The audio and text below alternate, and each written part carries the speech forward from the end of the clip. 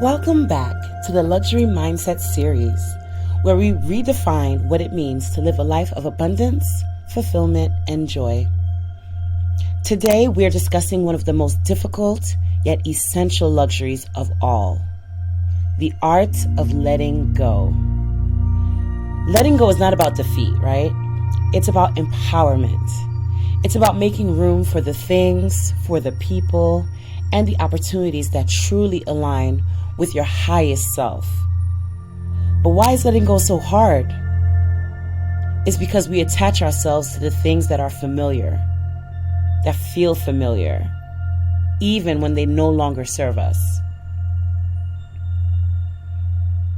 Letting go is one of the greatest acts of self-love, yet it's also one of the hardest. It's mind-boggling. And there's a couple of reasons why we might struggle to let go. The first one is typically the fear of the unknown. We hold on because we're scared of what will happen if we release what's familiar. Not knowing where we're going, what it's going to look like, who we're going to meet, if we're going to have the things that we need on that side.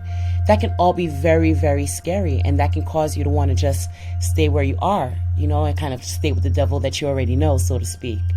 So that's definitely one of the things. It's fear-based. Another one might be attachment to identity. So sometimes we define ourselves by the roles or the relationships that we've been inside of for so many years, even if they no longer serve us. So whether that's being someone's daughter, being somebody's friend, lifelong friend, or just the neighborhood you grew up in, or the clothes you used to wear, or the school you used to go to, or the people you used to know, all those things start to become part of your identity. And moving forward away from those things can feel quite shocking and could be very scary. And you could feel as if you're losing parts of yourself when you do it. So that attachment is definitely something that you feel that you're losing in the process. And then that also leads to guilt and obligation. A lot of times, even those situations we just mentioned, we stay in situations out of sense of duty, even when they drain us. It might be someone that you've been with since you were younger, whether it's somebody in a romantic relationship, or maybe it's a family member, and you just feel like because you guys started out together, you have to stay together. And that might not always be the case. Same thing for a job you might have been at. Maybe someone did you a favor one day and got you this job when you really needed it the most, but you've outgrown it. But you stay there because you don't want to leave, or you don't want them to feel as if you're abandoning them. And you just consistently stay there, even though you're feeling the constant drain and you're not evolving. You don't feel creative. You don't feel inspired. You're not falling in love with it. So you just stay out of guilt and obligation. But here's the truth. Holding on to what no longer serves you is a form of self-sabotage. Okay? Self-sabotage. Because it keeps you stuck in patterns of lack and blocks the flow of abundance and growth. Imagine sabotaging yourself for the sake of others, or for the sake of what people might think, or for the fact that you're afraid to move forward, or the simple attachment to an identity that's no longer even your identity. You can be someone new, you can evolve, you could become who you've always aspired to be.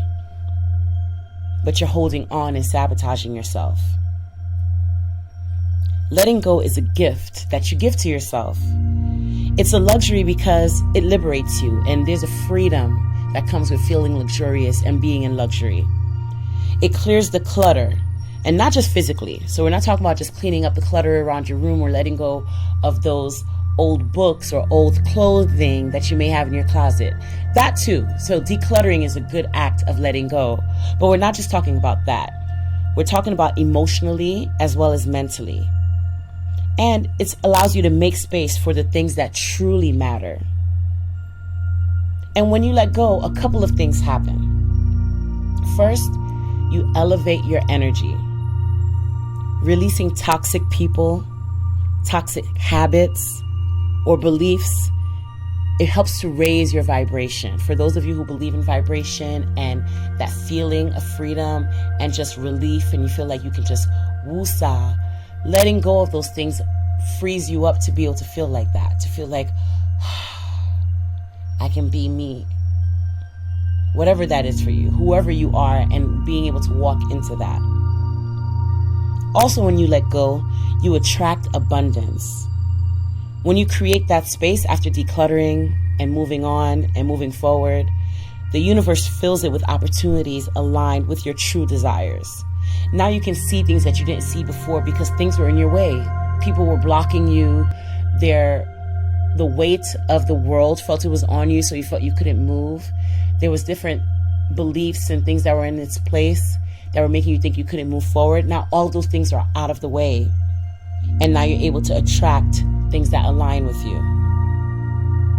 And you step into authenticity. You stop living for others and start honoring yourself. That is true freedom. When you know that you are there for you and you have your own back, and no matter what happens, you can always get back to yourself. That is really the free way of really moving forward in life and really feeling luxury. Now, of course, we could say all of that and it all sounds good, but sometimes it's easier said than done, right? So we want to give you some practical steps to let go, because it's not always easy, but it's always worth it. So here's how you can start. First, you want to acknowledge what no longer serves you. Take a moment and reflect and take an honest inventory of your life, your relationships, habits, and even your thought patterns, because everything starts with a thought. So you want to really take that time to really take that inventory and make sure you really see and understand why these things no longer serve you and why it's to your benefit to let go of them. Second, you want to give yourself permission. You want to understand that it's okay to move on. You don't owe anyone. And you definitely don't owe anyone your space, your peace, or your happiness. Third, you want to replace that fear we talked about earlier. Replace it with faith.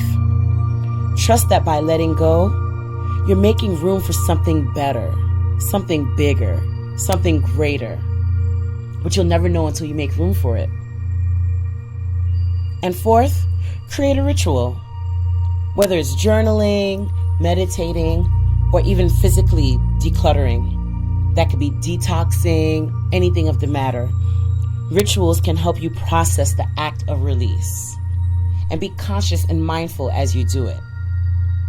Remember, letting go isn't about losing, it's about gaining.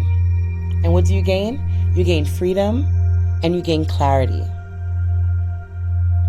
So the art of letting go is a skill. It's a practice and it's a luxury. But most of all, it's an act of love toward yourself and towards your future. Now, if you're ready to embrace this transformation and let go of the things that no longer serve you so you can walk into a beautiful new you, let's take this journey together.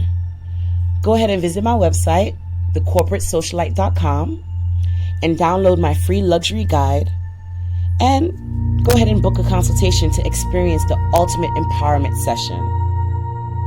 You are worthy of the space to grow, to heal, and to thrive. Thank you so much for listening. Here's to letting go and welcoming in the luxury of a life well lived. Talk to you soon.